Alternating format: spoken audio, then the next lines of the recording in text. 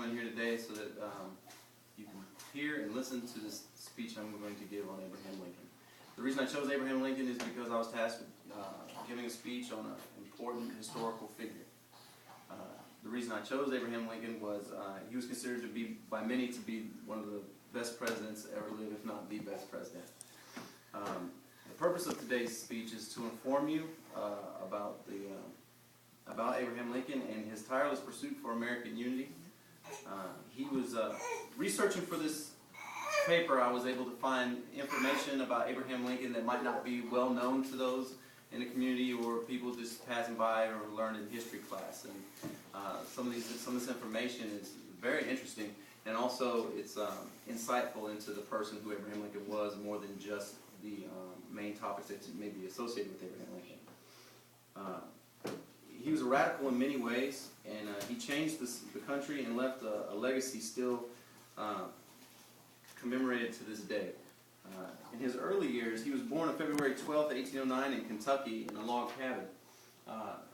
President Lincoln's grandfather was killed by Native Americans trying to settle in the woods, which, once he died, left his father to become a wandering day laborer, which then in turn made his family come from poor beginnings. Abraham Lincoln grew up in a log cabin in Kentucky, and so his family moved to Illinois somewhere around his teenage years. Once he moved to Illinois, mainly because in Kentucky it was considered a slavery state. Abraham Lincoln's family was raised in a Baptist church that was anti-slavery, and at that time was also very radical in many people's minds. This, from his growth up from a child, also led to his belief in anti-slavery. And so once he was giving a debate on slavery, he made the quote that he was grown as an anti-slavery, and it was his way, and that's all he knew. So moving to Illinois, he grew there as an anti-slavery state, and it just helped him to grow as an individual who stood out in many different ways. Also, Lincoln was really interested in education. He would read as much as he could. His stepmother, when he became older, introduced him to education and gave him books, and he would even be known to travel many miles to go and grab a new book from a neighbor or someone, and then so that he could read, and also was able to learn math through homeschooling as well. Many of his math papers today that he wrote himself are kept in historical museums and such for people to see. His presidency, he was a president for 2 terms, and he was elected and became the president who helped the country to abolish slavery, and also was a president during the Civil War in the United States.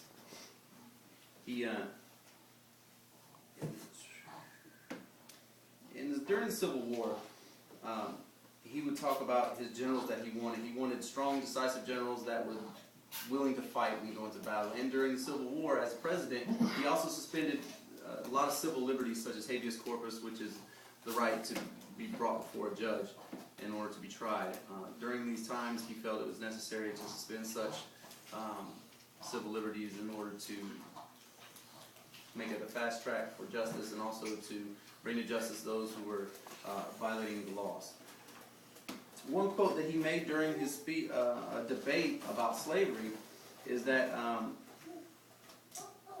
a house divided shall not stand. And that is what he spoke on about America, that America would either one day be all slave or all free.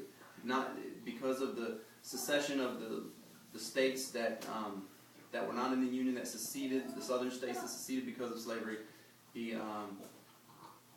They stepped away, and he maintained the Union of the North. Abraham Lincoln made this comment during his debates in order to make the point that we cannot be divided. There cannot be separate states in the South and in the North as well. So he made this point in order to unify people and say that they have to be all or none. Okay. There's a lot of firsts that Abraham Lincoln was, and there's physical firsts. As president, he was the tallest president, 6'4" tall. He also was the first president to have a beard. These are little facts that not a lot of people know about. And the reason it's brought up is because in many ways the presidents never had these physical features, the tallness being something he can't control, but the beard being one that he chose to have. And coming from tradition, many times tradition broken is a step in new directions, and Abraham Lincoln took this. This may seem like something simple and little, but in any way, he was radical in that way. In his presidential differences in first, he was the first president. He instituted a national banking system which standardized currency in the United States so that we would have one way of buying, purchasing, borrowing goods. And then also, unfortunately, he was the first president to be assassinated. He was a radical president, and he changed America in many ways. And one of the most eerily interesting facts was a week before his assassination, President Lincoln had a dream in which he was in the White House and he heard someone crying. He went to that person. Once he found that person, he asked him, "Why are you crying?" And the person told him that the president was dead. As he found the coffin in the White House, he walked up to it and looked inside and saw his own face.